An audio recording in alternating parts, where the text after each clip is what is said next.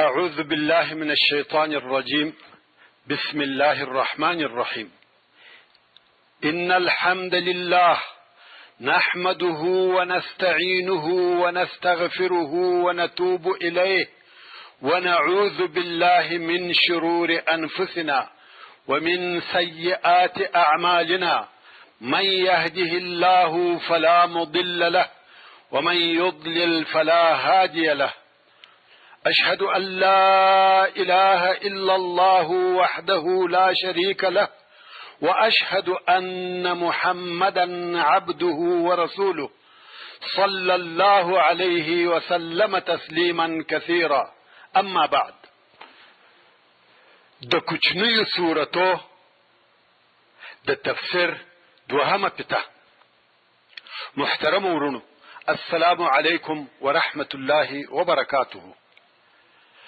په اوله پته کې مو د څلورو سورتو تفسیر او ترجمه واوریدل، او اوس به ان شاء الله تعالی د سورة القدر په ترجمه او تفسیر شروع وکړو.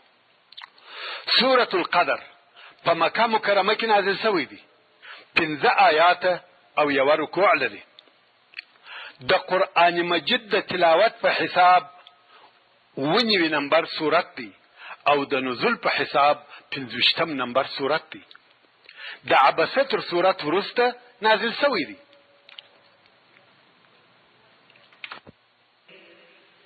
بسم الله الرحمن الرحيم. إنا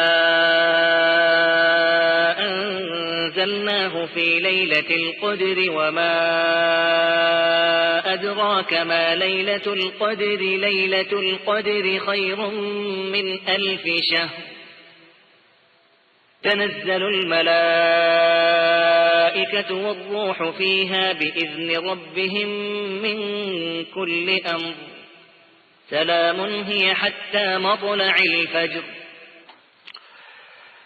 دغه سورت د نازلېدلو سبب ابن ابي حاتم او واحده د مجاهد رحمه الله څخه روایت کوي چې رسول الله صلی الله علیه و آله وسلم د بنی اسرائیل څخه داسې یو سړی یاد کړي چې په فی سبیل الله جهاد کې 1000 میاشتې اسلحه اغوسته و او جهاد یې کاوه.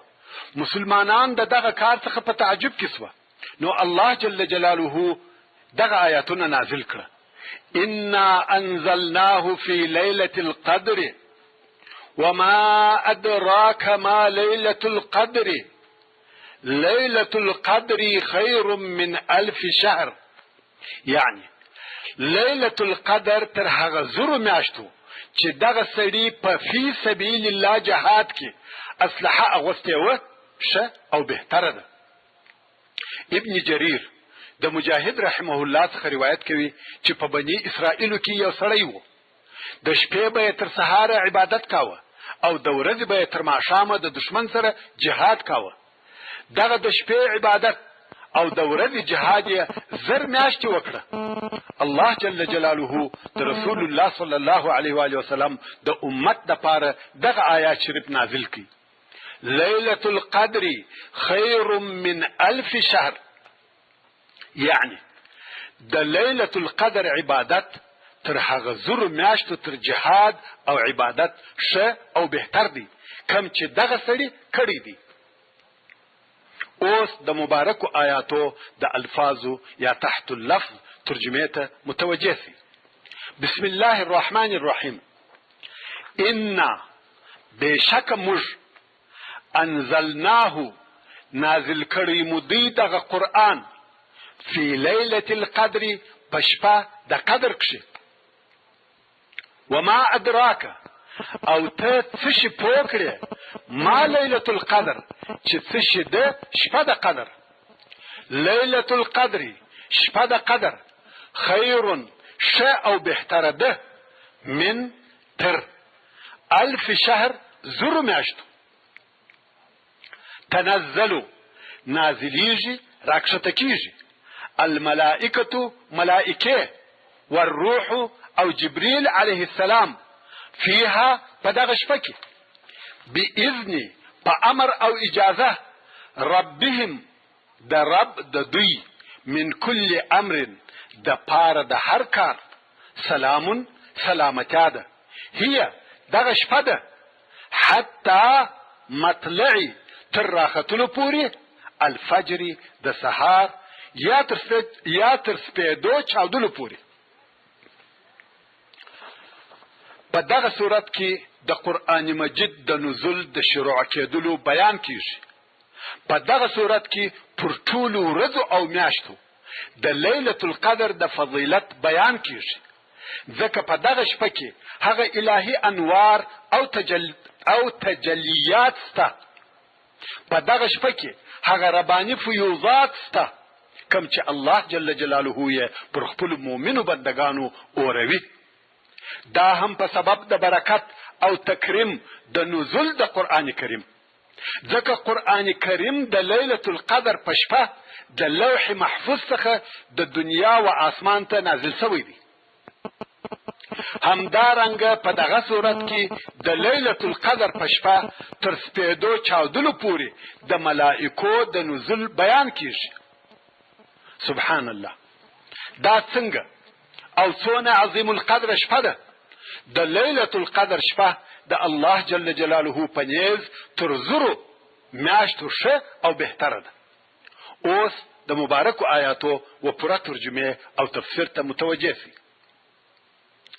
انا انزلناه في ليلة القدر، بشک موږ دغه معجز قرآن په شپه کې د قدر او شرف نازل کړی دی.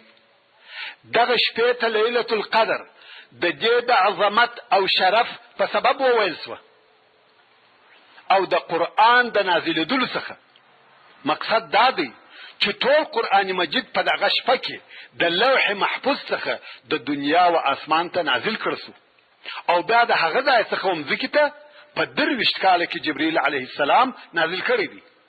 ابن عباس رضی الله تعالی عنه هم داسې وایي چې الله جل جلاله ټول قرآن مجید په یو وار د لوح محفوظ څخه د دنیا په آسمان کې و بیت العزت ته نازل کړی او بیا د هغه ځای څخه د پیښو سره مطابق او د ضرورت په وخت کې په 23 کال کې پر رسول الله صلی الله علیه و آله وسلم نازل کړ سو. وما ادراک ما لیلة القدر، او اے محمد صلی الله علیه و آله وسلم ته څه شي پوه او خبر کړی یې چې لیلة القدر د تعظیم او شرف په لحاظ څه ده. دغه آیات شریف چې سوالیه جمله ده د دغه شپې د تعظیم او لوړوالي د پاره ده. یعنی اے محمد صلی الله علیه و آله وسلم ته څه شي د دغه شپې په قدر او شرف خبر کړی یې او بیانو الله جل جلاله د دغه شپې شرف او فضیلت په 3 سبب سره بیانوي او فرمایي: لیلة القدر خیر من 1000 شهر. لیلة القدر په شرف او فضیلت کې تر زرو میاشتو ښه او بهتره ده، ځکه دغه شپه د قرآن مجید د نزول په شرف سره خاص کړل شوې ده. یعنی د قرآن مجید د نزول شرف دغه شپه حاصل کړی دی. قرآن مجید په دغه شپه کې نازل شوی دی.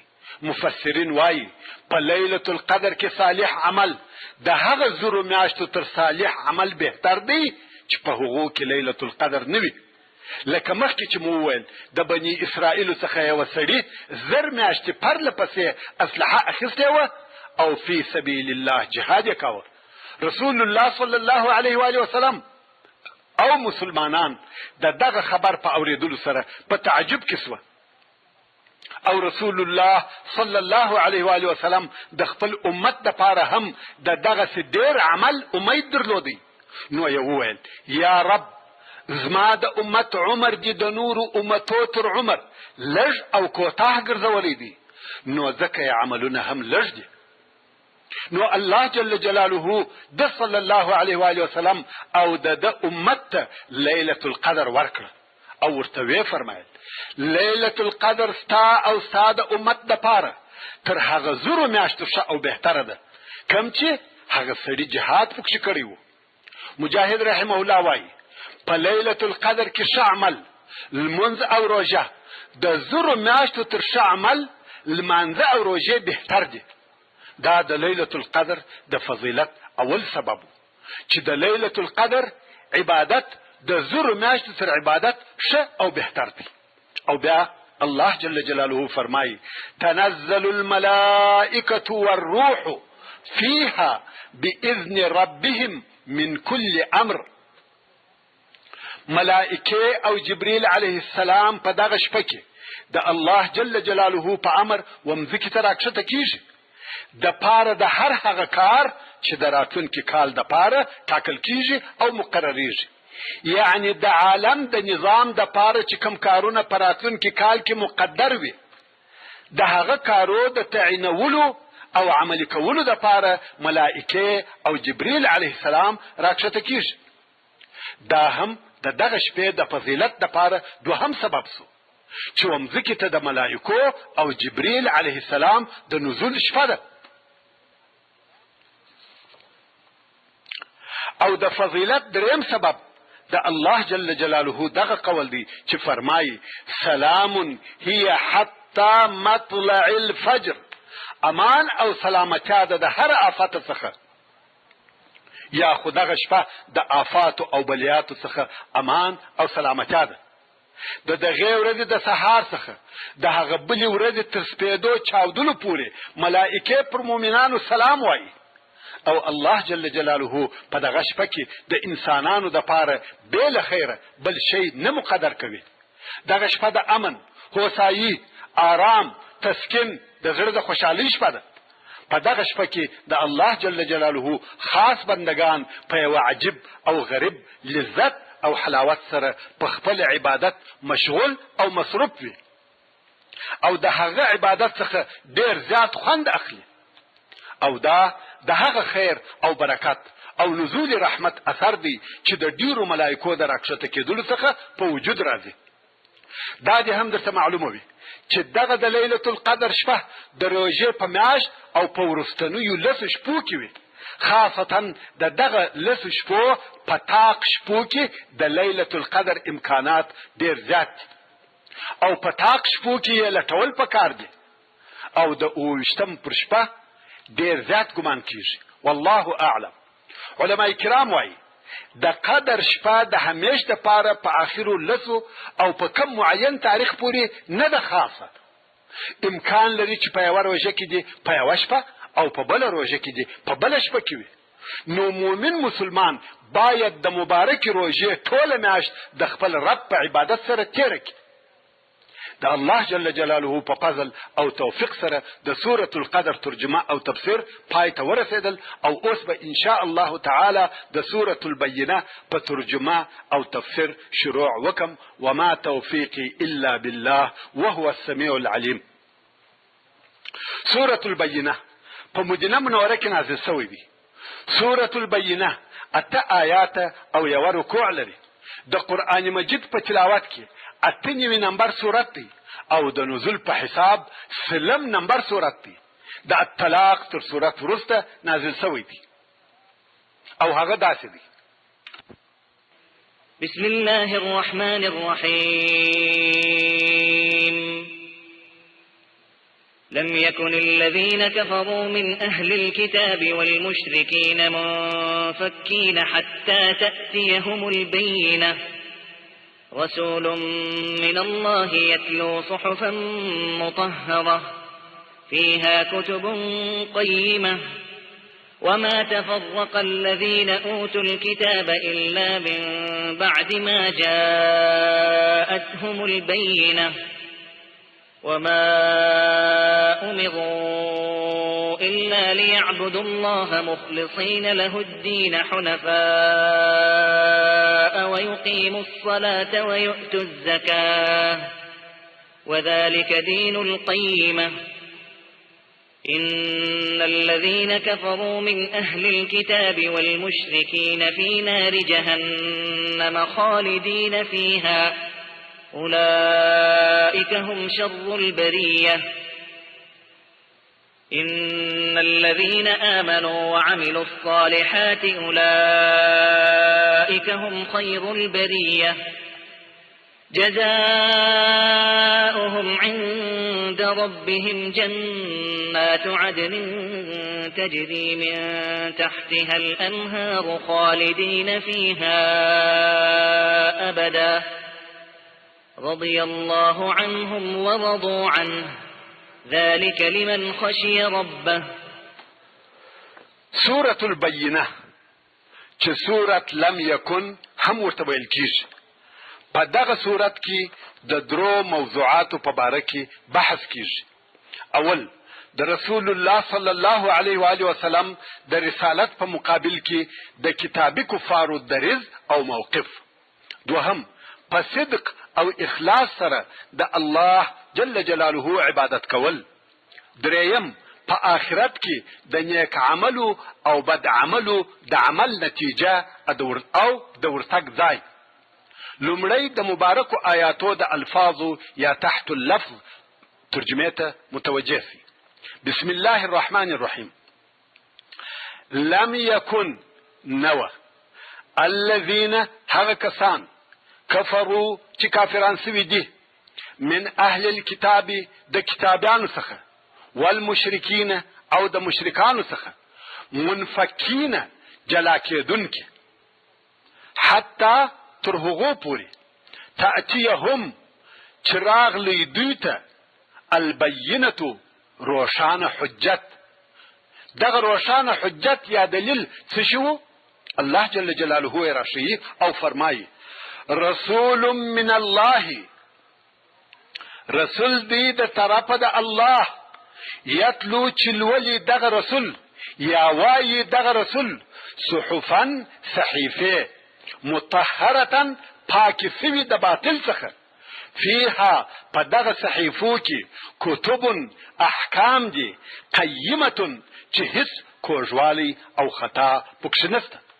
وما تفرق او ندی جلا سوی اختلاف ندی کړی الذین هغه کسانو اوتو الکتاب چې ورکړه سوی وو دوی ته کتاب الا مگر خدای اختلاف کړی دی من بعد ما پس له هغه څخه جاءتهم چې راغلی دوی ته البینة حجت دلیل روشانه.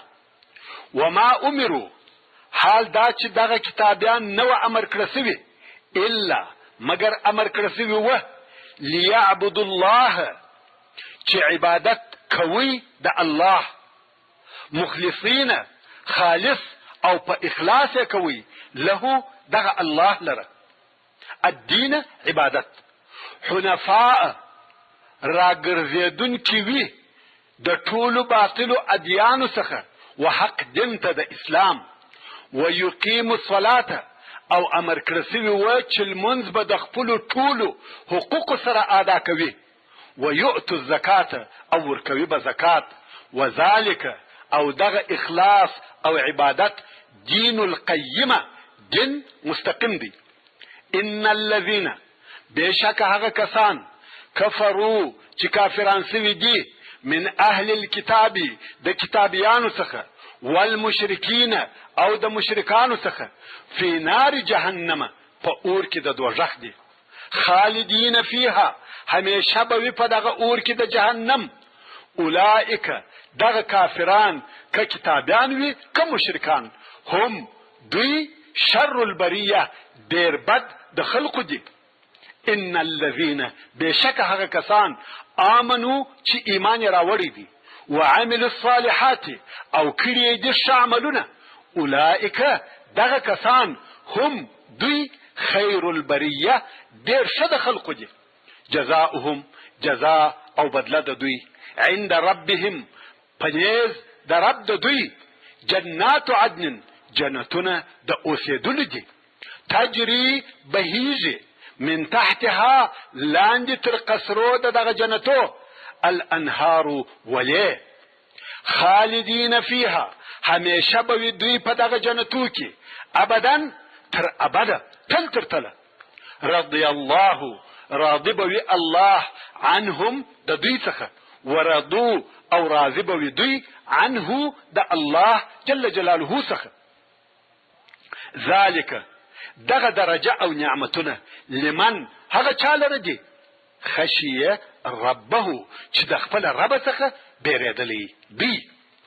د دغه مکرم صورت شروع په هغه دریځ او موقف سره کیږي چې يهودو او نصاراو د رسول الله صلی الله علیه و آله وسلم د نبوت او رسالت په مقابل کې درلودي. پس له هغه څه چې دوی ته حق او حقیقت وښکاره شو، پس له هغه څخه چې دوی د نبی آخر زمان اوصاف او علامې وپېژندلې او د هغه نبی د راتګ او بعثت انتظار یې کاوه، خو کوم وخت چې خاتم الرسل محمد صلی الله علیه و آله وسلم مبعوث کړه سو، د هغه رسالت یې درواغ وباله، د هغه څخه انکار وکړي او عداوت یې ورسره شروع کړي.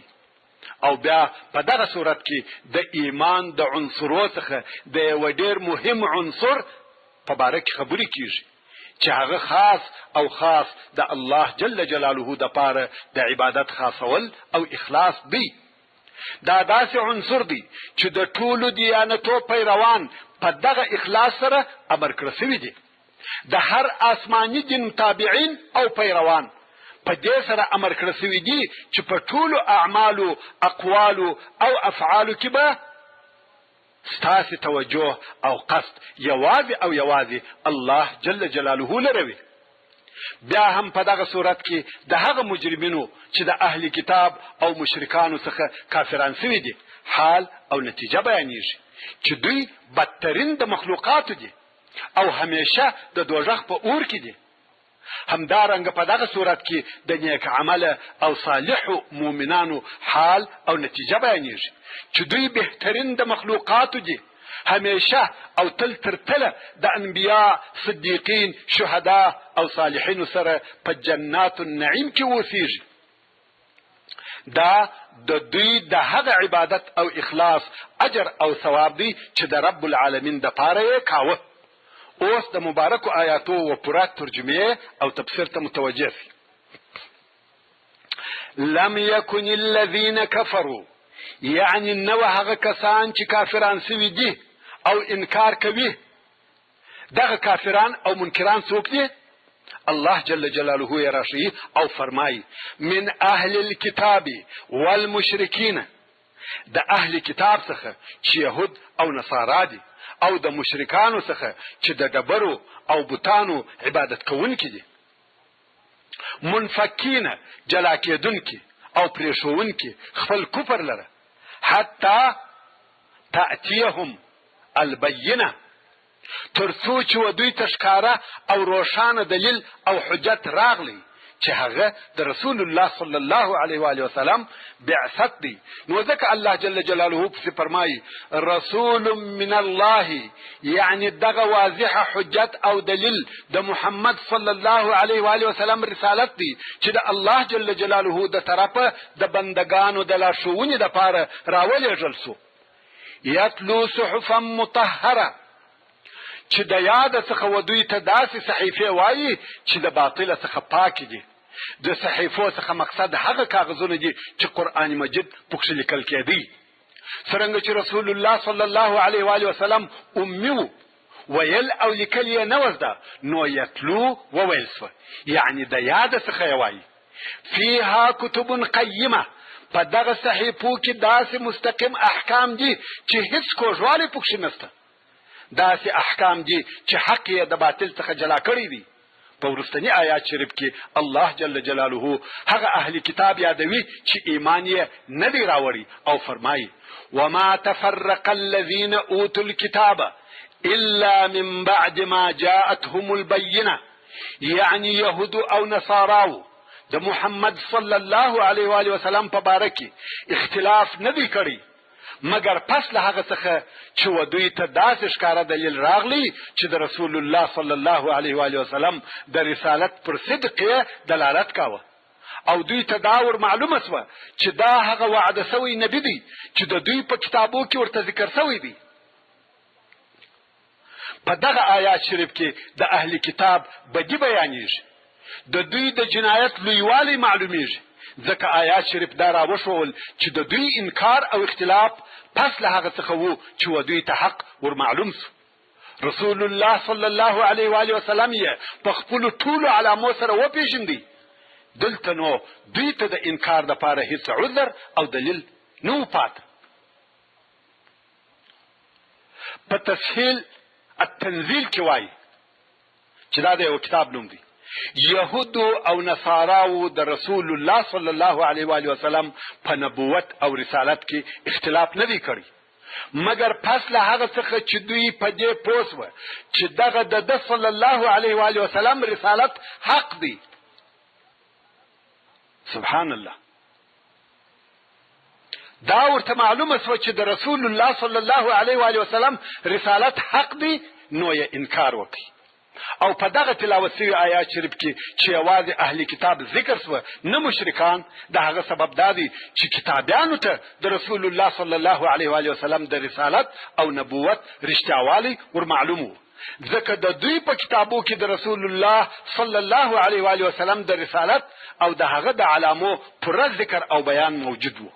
وما امروا الا ليعبدوا الله مخلصین له الدین. حال دا چې دغه کتابیان په تورات او انجیل کې نه دي امر کړی شوي، مګر په دې سره چې یوازې د الله عبادت به کوي. عبادت به د الله جل جلاله د پاره په اخلاص سره وي، مګر دوی هغه د دوی کتابونه تورات او انجیل واړول، هغو ته تغییر ورکړي، د خپل احبار او رهبان اطاعت او عبادت یې شروع کړي، لکه الله جل جلاله چې په سورة التوبه کې فرمایي: اتخذوا احبارهم ورهبانهم اربابا من دون الله والمسيح ابن مريم وما امروا الا ليعبدوا الها واحدا لا اله الا هو سبحانه عما يشركون. يعني دغو کتابیانو خپل عالمان او عابدان بیل الله جل جلاله څخه خدایان نیولی یا بللی دي، او مسیح علیه السلام د مریم رضی الله عنها زوی هم خدای بولی. حال دا چې دوی په تورات او انجیل کې نه دي امر کړی شوي، مګر په دې سره امر کړی شوي دي چې د یوه الله عبادت وکړي. هیڅ معبود بر حق نسته مګر هم دغه الله دی. پاکي د الله لره د هغه شي څخه چې دوی یې د الله سره شریکوي. حنفاء یعنی دغه کتابیان نه دي امر کړی شوي، مګر په دې سره چې میلان کوونکي به وي د ټولو ادیانو څخه و دین مبین اسلام ته، ویقیم الصلاة ویؤتوا الزکاة. یعنی په دې سره امر کړی شوي دي چې لمونځ به د خپلو ټولو حقوقو سره، یعنی پر خپلو وختو خپلو شرطو په خشوع او ادب سره پوره کوي، او زکات به د زړه په خوشحالي سره د زکات و مستحقینو ته ورکوي. وذلك دین القیمه. او دغه ذکر شوي شیان یعنی عبادت او اخلاص د لمانځه ادا کول او د زکات ورکول هغه مستقیم دین دی چې هیڅ کوږوالی پکښې نشته. نو ولې کتابیان و دغه دین ته نه داخلیږي؟ بیا نو الله جل جلاله په آخرت کې د نیکانو او بدانو د ورتګ ځای بیانوي او فرمایي: ان الذين كفروا من اهل الكتاب والمشركين في نار جهنم خالدين فيها. بشک هغه کسان چې کافران سوي دي د قرآن او د محمد صلی الله علیه و آله وسلم د نبوت څخه انکار کوي، دغه منکران او کافران که د یهودو او نصاراو څخه وي او که د بت پرسته مشرکانو څخه وي، دغه ټوله د قیامت په ورځ د دوزخ په اور کې دي، همیشه او تل تر تله به په دغه اور کې وي، نه د دغه اوره څخه راایستل کیږي او نه پکښې مړه کیږي. اولئک هم شر البریه. دغه کسان شر د مخلوقاتو دي، تر هر چا بد خلق دي. کوم وخت چې الله جل جلاله د بدانو او بدبختانو ځای ذکر کوي، اوس نو د بختورو او نیکبختانو ځای هم بیانوي او فرمایي: ان الذين آمنوا وعملوا الصالحات. بشک هغه کسان چې ایمان راوړي دي او په دنیا کې عمل صالح کړی دی، یعنی هغه مؤمنان چې ایمان او عمل صالح یې سره یو ځای کړي دي اولئک هم خیر البریه دغه خلق دوی ډیر ښه خلق دي تر داسې اندازې چې زیات د دغو خلقو تر ملائکو هم د مخه کیږي جزاؤهم عند ربهم ثواب او بدله د دوی پنیز د رب د دوی په آخرت کې چې شي دي جنات عدن تجري من تحتها الانهار جنتونه د استوګنې دي چې دغه جنتو تر قصرو لاندې به د جنت ولې بهیږي خالدین فیها ابدا یعنی د همیش او ابد د پاره به په دغه جنت کې اوسېږي نه مړه کېږي او نه ځینې ایستل کېږي او دوی په همیشني نعمتو کې دي چې هیڅ پای او انتها نه لري رضی الله عنهم ورضوا عنه راضی دی الله د دوی څخه په سبب د هغه عبادتو او شو عملو چې دوی په دنیا کې کړی و او دوی د الله جل جلاله څخه راضی دي په سبب د هغه نعمتو او کرامتو چې و دوی ته ورکړي دي ذالک لمن خشی ربه دغه ښه بدله او ثواب د هغه چا د پاره دي چې د خپل رب عز وجل څخه بیریدلی دي یعنی دغه لوړ مقام او شی درجه هر چاته په لاس نه ورځي دغه درجه یوازې د هغو بندگانو دي چې د خپل رب د عذاب څخه بیریږي هغه کارو ته هیڅ نور نږدې کیږي چې په هغه کې د ګناه یا نافرمانی تصور او خدشوي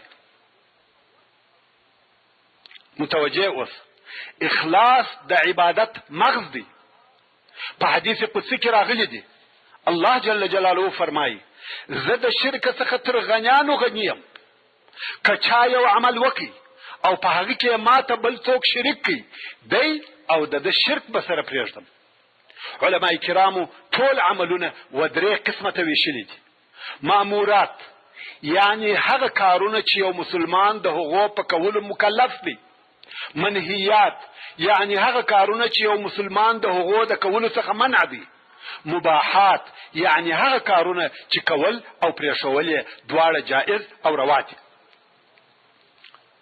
په ماموراتو کې اخلاص حتمی او ضروري دی یعنی په خپل عمل سره به یې یوازې او یوازې الله جل جلاله او د هغه رضا مقصد وي که د یو چا نیت بې له رضا څخه د الله بل شی و د هغه عمل ریا ده او هیڅ نه قبلیږي او هر څه چې منهیات دي که یو چا دغه منهیات بې له نیته څخه پرېښول د هغو د ګناه څخه خلاص دی مګر پر پرېښولو یې کم اجر نه ورکول کېږي مثلا یو مسلمان وایي زه موسیقي نه اورم ځکه زما نه ده خوښه دغه انسان د موسیقي د اورېدلو د ګناه څخه خلاص دی مګر پر دغه پرېښولو ثواب هم نه ورکول کېږي ځکه د الله جل جلاله د پاره نه ده پرې ایښې بلکې خوښه نه ده نو که چا ګناه د الله جل جلاله د بیري یا د ثواب ګټلو د پاره پرېښول و هغه چاته د ګناه پر پرېښولو هم اجر او ثواب ورکول کېږي او هر څه چې مباح کارونه دي لکه خوړل خوب د خپل ښځې سره جماع او نور دغسې کارونه که دغه کارونه فقط د یوه ضرورت پر اساس بې له نیته وسي د هغو کول لکه څرنګه چې ګناه نه لري اجر او ثواب هم نه لري خو که بیا دغه کارونه د خیر او ثواب په نیت وکړل سي په هغو کې اجر او ثواب هم شته نو هر مباح کار ممکن ثواب وګرځي څه وخت چې د خیر او ثواب نیت پکښې وکړي مثلا خواړه د دې دپاره خورم چې د عبادت کولو قدرت ولرم بس دغه خوړل ثواب لري یا یو څوک د خپلې ښځې سره په دغه نیت جماع وکړي چې د حرامو څخه وساتل سي دغه جماع کول یې سربیره پر دغه چې خپل کورنی ژوند یې هم وکړي خو ثواب یې هم حاصل کړي او داسې نور مباح کارونه د ثواب په نیت ثواب ګرځي مثلا خونې او کوټې ته کلکین ورکوي چې لمر او هوا راسي دا مباح کار دی نه ثواب لري نه ګناه او که په دغه کلکین کې دا نیت وکړي چې اذان به اورم او د لمانځه وخت به را معلومیږي نو هم د لمر او هوا دپاره کلکین سو او هم د ثواب حاصل کړي نو ورونو په هر مباح کار کې نیت د خیر کوي ثوابونه به حاصل کړي الحمدلله د الله جل جلاله په فضل او توفیق سره د سوره البینه ترجمه او تفسیر پای ته ورسېدل. اوس به د سوره الزلزله یا زلزال په ترجمه او تفسیر شروع وکم. وما توفیقی الا بالله وهو السمیع العلیم. سوره الزلزال په مدینه منوره کې نازل شوی دی. 8 آیات او یو رکوع لري. د قران مجید د تلاوت په حساب 99 نمبر سورت دی او د قران مجید د نزول په حساب 93 نمبر سورت دی. تر سوره النساء ورسته نازل شوی دی. بسم الله الرحمن الرحيم إذا زلزلت الأرض زلزالها وأخرجت الأرض أثقالها وقال الإنسان ما لها يومئذ تحدث أخبارها بأن ربك أوحى لها يومئذ يصدر الناس أشتاتا ليروا أعمالهم فمن يعمل مثقال ذرة خيرا يره ومن يعمل مثقال ذرة شرا يره. لومړی د مبارکو آیاتو د الفاظو یا تحت اللفظ ترجمه ته متوجه سي. بسم الله الرحمن الرحیم. اذا کم وخت زلزلتی ورېږدول سي الارض ځکه زلزالها په سختو رېږدېدلو سره د دغه مځکې واخرجتی او د باندې راوباسي الارض ځکه اثقالها درانه شیان د خپل نسه څخه. وقال الانسان او وبوای انسان ما لها څه پېښه سوه دغه مځکې لره. یومئذ په دغه ورځ کې تحدثو وبوایي بیانوي به ځکه اخبارها خبرې خپلې بأن په سبب د دې ربک چې رب ستا اوحا امر او حکم کړی دی لها دغه مځکې لره.